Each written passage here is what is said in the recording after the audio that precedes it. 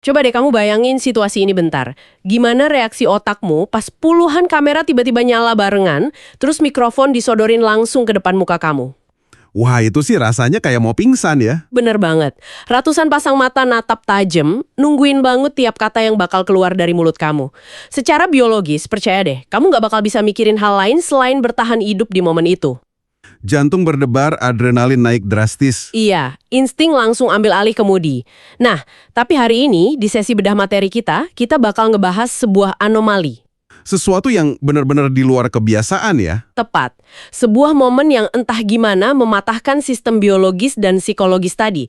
Dan ini dilakuin sama seorang aktor papan atas cuma buat tebak buat apa? Buat minum air doang? Serius? Cuma buat minum air? Iya, makanya selamat datang di penjelajahan mendalam kita hari ini.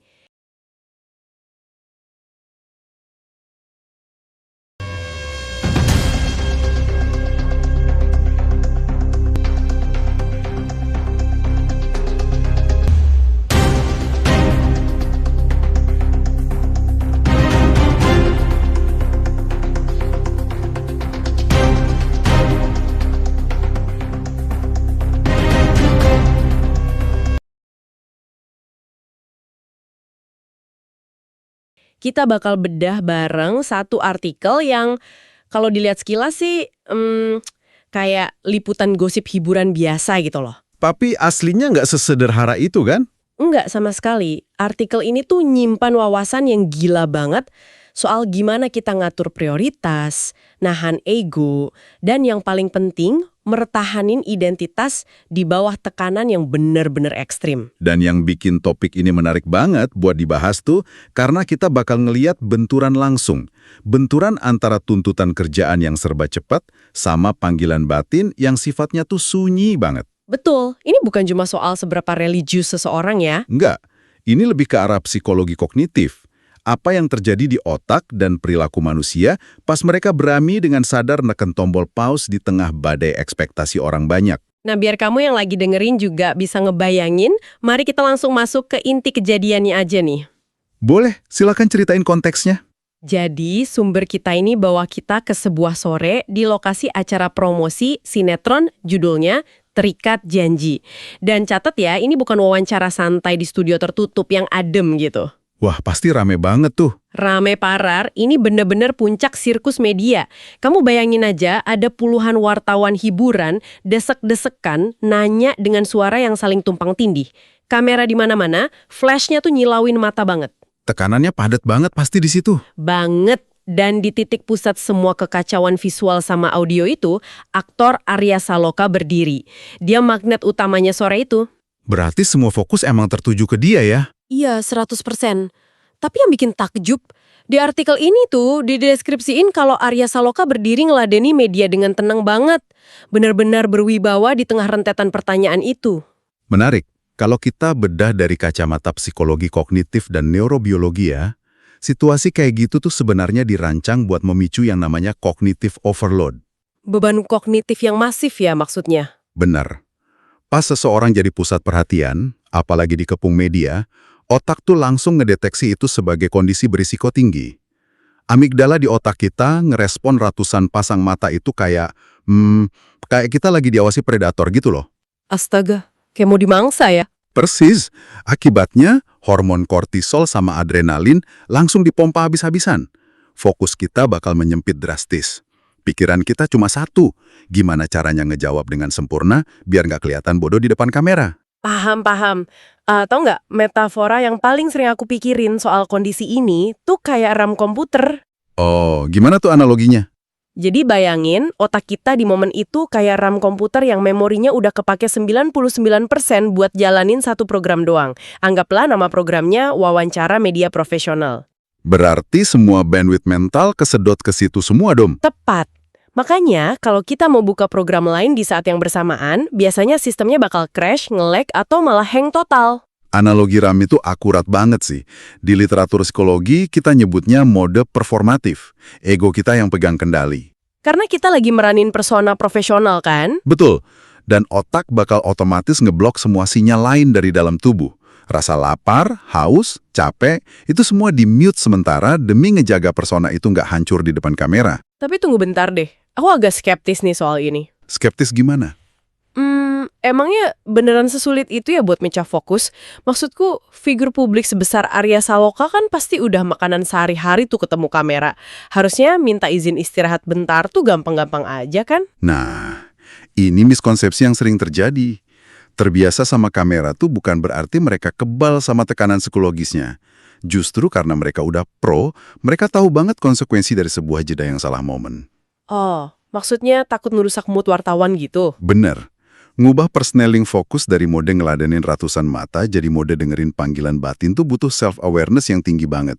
Jarang ada orang yang bisa keluar dari mode performatif itu secara instan tanpa kelihatan canggung. Atau ngerusak ritme wawancara yang lagi panas-panasnya ya? Iya, apalagi wartawan kan dikejar deadline redaksi. Masuk akal sih, dan poin soal ngerusak ritme kerumunan inilah yang ngebawa kita ke anomali yang terjadi sore itu. Pas waktu maghrib tiba kan? Iya. Kalau kita cek detail di artikelnya, gestur Arya Saloka tuh direkam spesifik banget. Dia nggak panik, nggak gelisah, apalagi tiba-tiba motong omongan wartawan pakai nada tinggi. Nggak sama sekali. Terus, apa yang dia lakuin? Dia cuma diam sejenak, terus ngelirik jam tangannya. Wah, itu pergeseran atensi yang mikroskopis banget tuh, tapi dampaknya makro. Mikroskopis banget.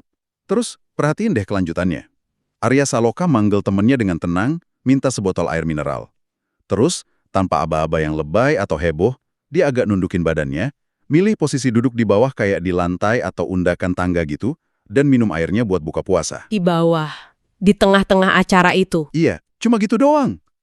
Jujur ya, pas aku baca bagian ini, aku ngerasa ada yang aneh. Aneh kenapa? Ya kita kan tahu ya SOP industri hiburan tuh gimana. Kalau artis kelas A mau istirahat di acara gede, pasti ada dramanya dong. Oh iya, biasanya manajernya langsung maju ke depan kamera. Nah itu, manajernya maju, ngalangin kamera, terus bikin pengumuman di mikrofon, maaf ya rekan-rekan media, kita hold dulu 15 menit, artisnya mau istirahat. Terus artisnya dikawal ketat sama bodyguard masuk ke ruang VIP yang AC-nya dingin. Bener banget. Tapi ini, Arya Saloka nggak minta ruangan khusus. Dia malah duduk di bawah di tengah kerumunan orang yang lagi berdiri nyorotin lensa ke arah dia. Menarik banget kontrasnya ya. Kan? Tapi aku mikir, bukannya tindakan duduk di bawah tanpa permisi panjang lebar itu malah berisiko ya? Maksudku, bisa aja wartawan nganggep itu nggak sopan karena ganggu alur kerja mereka. Nah, itu pertanyaan kritis. Kenapa tindakan kayak gitu malah panen rasa hormat dan bukannya dicap gak sopan? Jawabannya ada di perbedaan antara motivasi intrinsik sama ekstrinsik. Maksudnya gimana tuh perbedaannya? Di dunia hiburan, skenario yang kamu sebutin tadi, asisten teriak, pengawalan ke ruang VIP, itu semua tindakan performatif yang disetir sama ego ekstrinsik. Ah, jadi kayak pamer status ya? Betul. Itu ngirim sinyal hierarki kayak, waktu saya jauh lebih berharga daripada waktu kalian, para wartawan. Gila, sombong banget ya kalau dipikir-pikir. Iya kan? Tapi sebaliknya, gestur Arya Saloka yang langsung duduk di bawah sambil nunduk, itu justru mancarin ketiadaan ego. Ketiadaan ego? Iya. Dalam psikologi perilaku, pas nggak ada drama atau upaya caper, itu ngebuktiin kalau tindakannya murni digerakin komitmen internal. Duduk di bawah dalam budaya timur kan simbol kerendahan hati banget. Oh, dia nggak maksa orang lain buat berhenti kerja demi dia ya? Tepat. Dia yang ngerendahin posisinya biar nggak ngalangin kamera, sambil tetap ngejalanin kewajiban pribadinya. Berarti justru karena dia nggak pamer sok-sokan bikin PR stunt, orang malah ngerasa itu autentik. 100%. Publik dan media tuh punya radar yang sensitif banget loh buat deteksi hal-hal palsu. Mereka tahu mana jeda yang emang buat image building, dan mana yang murni obrolan vertikal sama Tuhan. Wah, dalam banget istilahnya. Ini nunjukin fenomena langka yang aku sebut keseimbangan identitas. Arya Saloka tetap jadi hamba tanpa harus ngelepas jubah mega bintangnya di momen itu. Dua identitas itu jalan bareng tanpa saling menjajah. Keseimbangan identitas. Suka banget aku sama konsep ini. Dan jujur, ini bawa kita ke pembuktian di lapangan yang bikin makin merinding sih. Bagian mananya tuh yang bikin merinding? Karena gestur minum air tuh emang keren, tapi yang kejadian sedetik setelah air itu lewat tenggorokannya, wah itu baru definisi profesional yang jenius. Momen pas dia balik lagi ke mode kerja ya? Iya, sumber kita nyatet jelas banget. Habis batalin puasa, Arya Saloka nggak jadiin itu alasan buat males-malesan. Nggak ada tuh ceritanya dia ngulur waktu, hela napas panjang, atau cek-cek HP dulu. Langsung on lagi ya. Detik itu juga, selesai minum, dia langsung berdiri tegak dan lanjutin sesi tanya jawab wartawan dengan fokus yang balik 100%. Seolah-olah nggak pernah ada jeda sama sekali. Di situ Arya Saloka ngebuktiin kalau urusan dunia sama akhirat bisa jalan bareng. Dan transisi super kilat inilah yang sebenarnya ngehancurin mitos paling beracun di budaya kerja kita sekarang. Mitos kalau agama atau ibadah tuh musuh produktivitas kerja. Bener banget. Kita kan sering kejebak dikotomi palsu ya. Seakan-akan kamu cuma bisa milih satu, mau jadi pekerja keras profesional tapi ninggalin agama, atau taat ibadah tapi kerjanya lamban. Iya, sering banget ada stereotip gitu. Apalagi ada aja kan oknum yang pakai alasan, maaf, mau ibadah, tapi malah kabur dari meeting berjam-jam. Betul, itu buat pelarian dari stres. Tapi yang ditunjukin di sini tuh beda. Ini yang kita sebut cognitive agility, atau ketangkasan kognitif. Elaborasi dikit dong soal cognitive agility ini. Gimana caranya otak Arya Saloka bisa pindah konteks secepat itu tanpa nge-lag?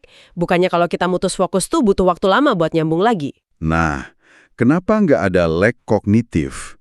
Jawabannya ada di sifat jedanya itu sendiri.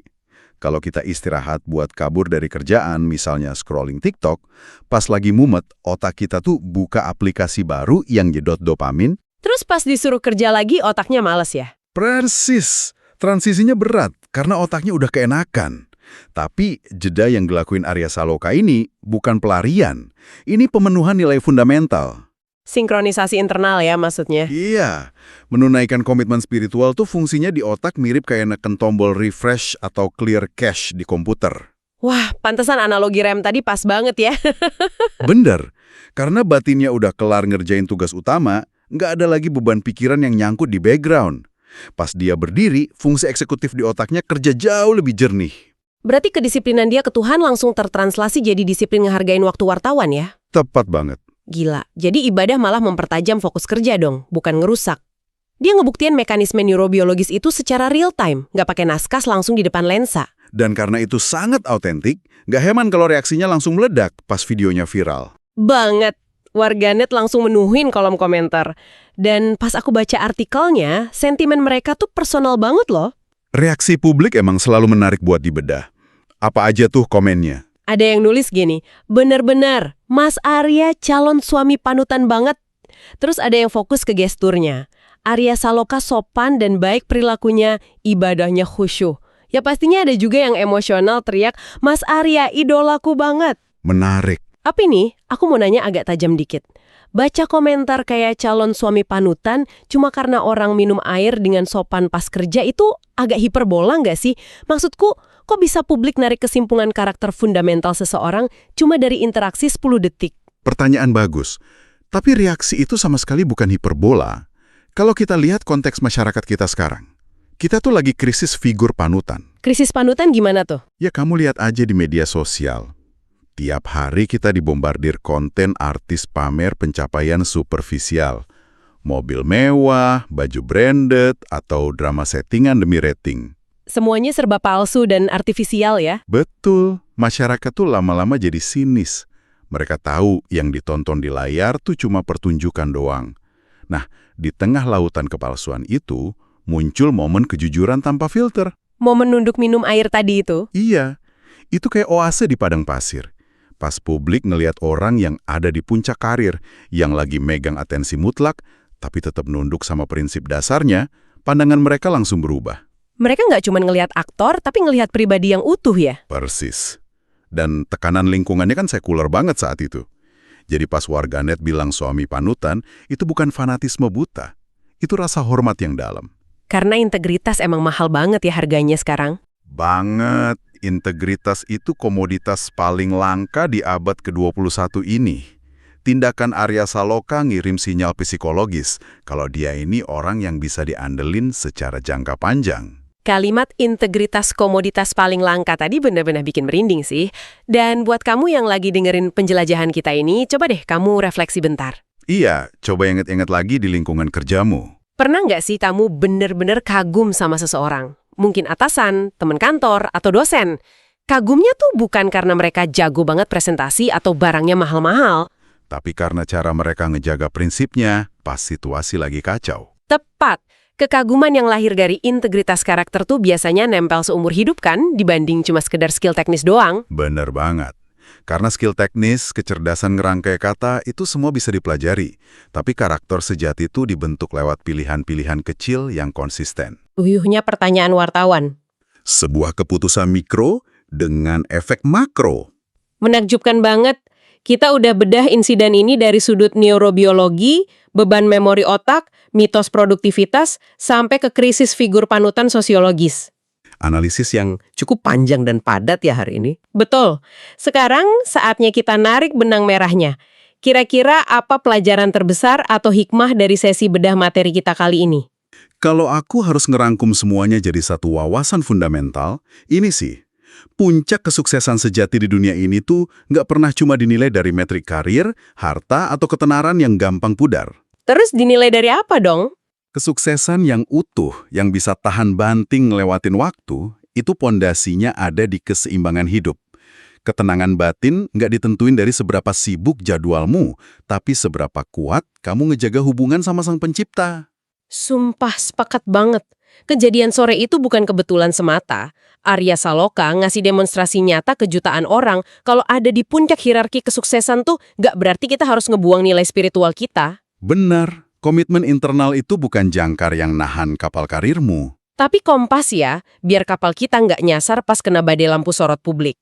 Harmoni urusan langit dan bumi itu emang kekuatan sejati manusia. Nah, sebelum kita tutup eksplorasi kita, aku mau ngasih satu pemikiran provokatif nih buat kamu renungin pas balik ke rutinitas abis dengerin ini. Wah, apa tuh pertanyaannya? Jabatan hilang, sosmed lenyap.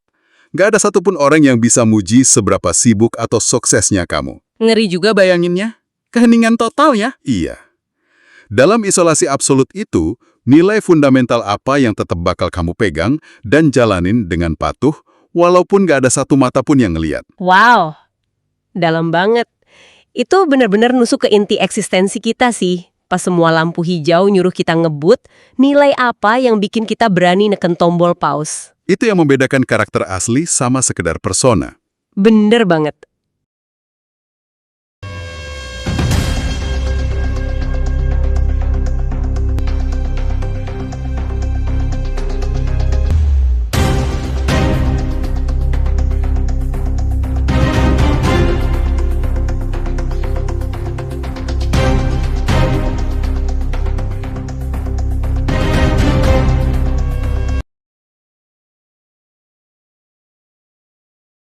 Nah, buat kamu yang dengerin, kalau sesi bedah materi hari ini ngasih kamu aha moment atau ngasih perspektif baru soal rutinitasmu, langsung aja bagikan obrolan ini ke orang-orang terdekatmu yang mungkin lagi kewalahan sama kerjanya. Karena kadang kita butuh diingatin kalau nepi bentar bukan berarti kalah dalam perlombaan. Subscribe di channel Motivasi David. Biar kita bisa terus ngasih insight seru lainnya. Betul, karena tiap cerita yang kita bedah di sini bukan cuma hiburan, tapi pelajaran hidup yang berharga. Sampai jumpa di penjelajahan berikutnya ya. Teruslah bertanya, bertumbuh, dan jaga kompas keseimbanganmu.